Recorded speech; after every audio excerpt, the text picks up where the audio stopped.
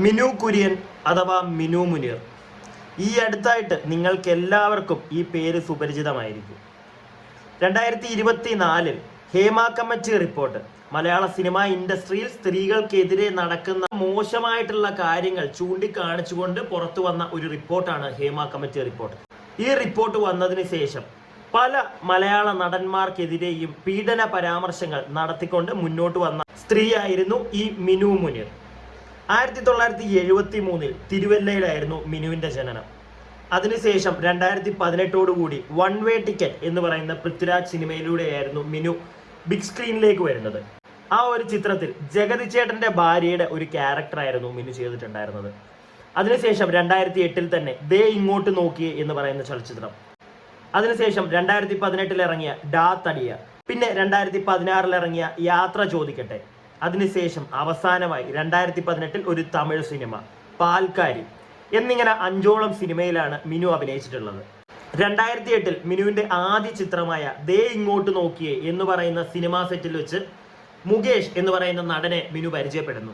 അതിനുശേഷം ഈ 2024 മിനു ഒരു പരാമർശം നടത്തുമ്പോൾ ആദ്യമായിട്ട് മിനു പറയുന്ന പേര് മുകേഷിന്റെ ആയിരുന്നു. മുകേഷ് തന്നോട് മിസ്ബിഹേവ് ചെയ്തു. ആദ്യം മുകേഷിന്റെ പേര് മാത്രമായിരുന്നു മിനു പറഞ്ഞിരുന്നതെങ്കിൽ ഓരോ ദിവസം കഴിയുന്തോറും ഓരോ നടന്മാരുടെ പേരുമായി മിനു മുന്നോട്ട് വരാൻ തുടങ്ങി. മുകേഷ് കഴിഞ്ഞ് അടുത്തത് വന്നത് ജയസൂര്യയായിരുന്നു. അതിനുശേഷം ഇടവേള ബാബു, ഇപ്പോൾ അവസാനമായിട്ട് ബാലചന്ദ്ര മേനോൻ. ഇനി വരും ദിവസങ്ങളിൽ മിനു നമ്മുടെ ആരുടെങ്കിലും പേര് പറയുമോ എന്നുള്ളൊരു ഭയം മാത്രമേ ഇന്ന് ഏതൊരു മലയാളിക്കുമുള്ളൂ. ഒരുപാട് നടിമാർ മലയാള സിനിമാ ഇൻഡസ്ട്രിയിലെ പല നടന്മാരിൽ നിന്നും പല മോശം അനുഭവങ്ങൾ നേരിടേണ്ടി വന്നിട്ടുണ്ട്. ആ ഒരു മോശം അനുഭവങ്ങൾ ജനങ്ങൾക്ക് മുന്നിലേക്ക് കൊണ്ടുവരാനും അതുപോലെ തന്നെ ഇനി സിനിമാ മേഖലയിൽ ഇങ്ങനെയുള്ള വൃത്തികേടുകൾ നടക്കാതിരിക്കാനും വേണ്ടിയിട്ടാണ് ഹേമ കമ്മിറ്റി റിപ്പോർട്ട് എന്ന് പറയുന്ന ഒരു റിപ്പോർട്ട് വന്നത്. ഈ മിനുവിനെ പോലുള്ള പ്രശസ്തിക്ക് വേണ്ടി എന്തും വിളിച്ചു പറയാമെന്ന് പറഞ്ഞ് മുന്നോട്ട് വരുന്ന സ്ത്രീകളെ സത്യം പറഞ്ഞാൽ നമ്മൾ കല്ലെറിഞ്ഞോടിക്കണം. മിനുവിനെതിരെ ഒരുപാട് സ്ത്രീകൾ തന്നെ ഇപ്പൊ മുന്നോട്ട് വന്നിരിക്കുകയാണ്. മിനുവിന്റെ വലയിൽ, അതായത് ചതിക്കുഴികളിൽപ്പെട്ട ഒരുപാട് സ്ത്രീകൾ. ഇതാ ഈ വോയിസ് ക്ലിപ്പുകൾ ഒന്ന് കേട്ടു നോക്കുക. നമസ്കാരം. കുറേ വർഷങ്ങൾക്ക് മുമ്പ് ദുബായിൽ നിന്ന് കണ്ടിരുന്നു, മീറ്റിങ്ങിലൊക്കെ ഉണ്ടായിരുന്നു, പരിചയപ്പെട്ടിരുന്നു. പിന്നെ അന്നൊരു ചെറിയ ലൈറ്റ് ഗിഫ്റ്റൊക്കെ തന്നിരുന്നു. അപ്പോൾ അതുകൊണ്ടൊരു ഓർമ്മ ഉണ്ടാവുമോ അറിയില്ല.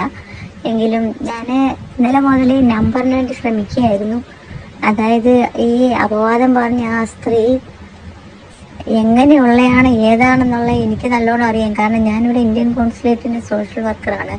കുറേ ലേഡീസിനെ ഇല്ലീഗലായിട്ടുള്ള ബന്ധങ്ങൾക്ക് വേണ്ടി അവരോട് പിന്നെ ഇവിടെ ഹോസ്പിറ്റലിലെ റിസപ്ഷനിലാണ്, മറ്റുള്ള ജോലികളാണെന്നൊക്കെ പറഞ്ഞ് ഇവിടേക്ക് കയറ്റി വിടുന്നത് ഈ സ്ത്രീയുടെ പിന്നെ ഒരു സ്ത്രീയുടെ ഒരു ജോലിയായിരുന്നു. അങ്ങനെ കുറേ പാവപ്പെട്ട കുട്ടികളൊക്കെ ഇവിടെ വന്ന് അവർ ഈ ട്രാപ്പിൽ പെട്ട് അവരുടെ പാസ്പോർട്ട് നഷ്ടപ്പെട്ട് അങ്ങനെ എൻ്റെ കയ്യിൽ വന്ന് അങ്ങനെ അവരുടെ പാസ്പോർട്ടൊക്കെ അപ്പോഴാണ് ഡീറ്റെയിൽസ് പറഞ്ഞത്. ഇങ്ങനെ ഒരു ലേഡിയാണ് ഞങ്ങളുടെ പിന്നിൽ, അവളും കേരളത്തിൽ ഒരാണും ഉണ്ട്, അവനും കൂടെ ചേർന്നിട്ടാണ് ഇങ്ങനെ ഞങ്ങളെ ഇവിടെ നല്ല ജോലിയാണെന്ന് പറഞ്ഞ് അവിടെ നിന്ന് ഇങ്ങോട്ട് കയറ്റി വിടുന്ന. എയർപോർട്ടിൽ ഇറങ്ങിയ ഉടനെ പാസ്പോർട്ട് വാങ്ങലാണ്.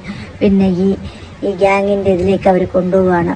അവർക്ക് രക്ഷപ്പെടാൻ പോലും പറ്റാത്ത വിധമാണുള്ള കാര്യങ്ങൾ ചെയ്യുന്നത്. ഞങ്ങളൊക്കെ അതിനൊക്കെ ഒത്തിരി ഞങ്ങൾക്ക് പറയാനുണ്ട്. അതുകൊണ്ട് ഞാനിത് അരുണിനെ വിളിച്ചിട്ട് ന്യൂസ് കൊടുത്താലോന്ന് എന്ന് വിചാരിക്കുക. കാരണം ഈ ലേഡി, ഇങ്ങനത്തെ ലേഡി ഇപ്പം തുടങ്ങിയിരിക്കുക ഓരോരുത്തരാണ് അവളുടെ സ്വന്തം തെറ്റുകൾ, അവളാണ് ചെയ്യുന്ന തെറ്റുകൾ. ഇവൾക്ക് എന്തിൻ്റെ സോക്കേടാന്നറിയത്തില്ല. ഇപ്പോൾ ഓരോരുത്തരെ വലിച്ച് ഇങ്ങോട്ടേക്ക് ഇതിലേക്ക് ഇടുകയാണ്. അപ്പോൾ അതൊന്ന് പറയണമെന്ന് വിചാരിക്കുകയാണ് അരുണിനോട്. ഞാൻ അരുണിനെ ഇപ്പം ഇത് ചെയ്തിരുന്നു, കിട്ടുകയാണെങ്കിൽ ഞാൻ ഈ കാര്യങ്ങൾ പറഞ്ഞിട്ട് ഞാൻ ചിലപ്പം കാര്യങ്ങൾ മുഴുവനായിട്ടുള്ളത് സംസാരിക്കും. എന്തായാലും ഇതിനെതിരായിട്ട് നല്ലോണം പ്രവർത്തിക്കുക. കാരണം ഇങ്ങനെയുള്ളതിനെ ഒന്നും വളർത്താൻ പാടില്ല. എത്ര പേരുടെ കുടുംബമാണ് തകർക്കുന്നത് ആ ലേഡി.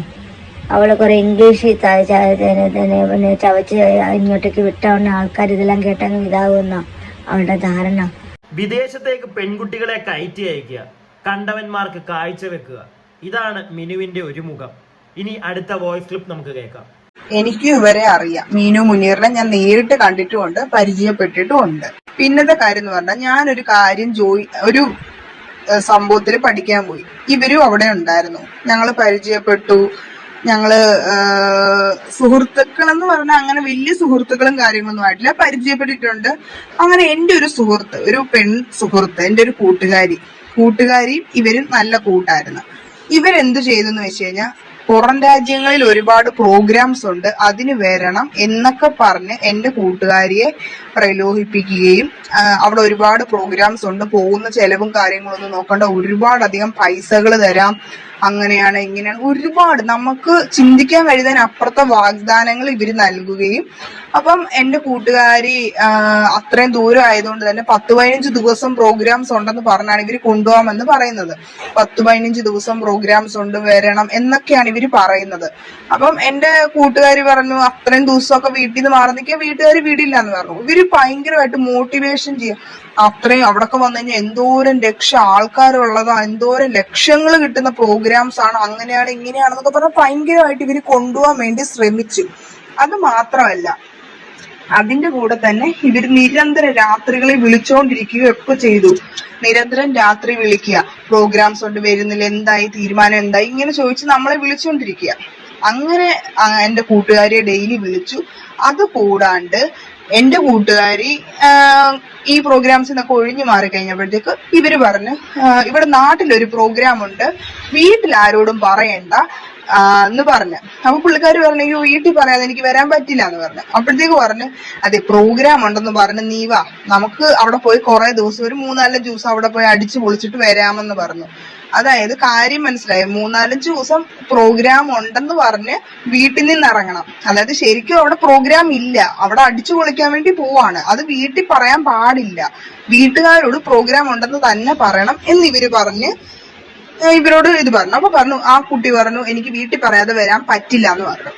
അപ്പം ഇവർക്ക് എന്തായി, ദേഷ്യമായപ്പോ ഇവര് അതുകൂടാതെ തന്നെ ഇവര് രാത്രികളില് എന്ത് ചെയ്തു എന്ന് വെച്ച് കഴിഞ്ഞാല്, ഒരു ദിവസം രാത്രി ഈ കുട്ടിയോട് ഇങ്ങനത്തെ കാര്യങ്ങൾ വിളിച്ചുകൊണ്ടിരിക്കുമ്പം ഈ മീനു മുനീറിനെ ഏതോ ഒരു നടൻ വിളിച്ചു എന്ന് പറയുന്നുണ്ട്.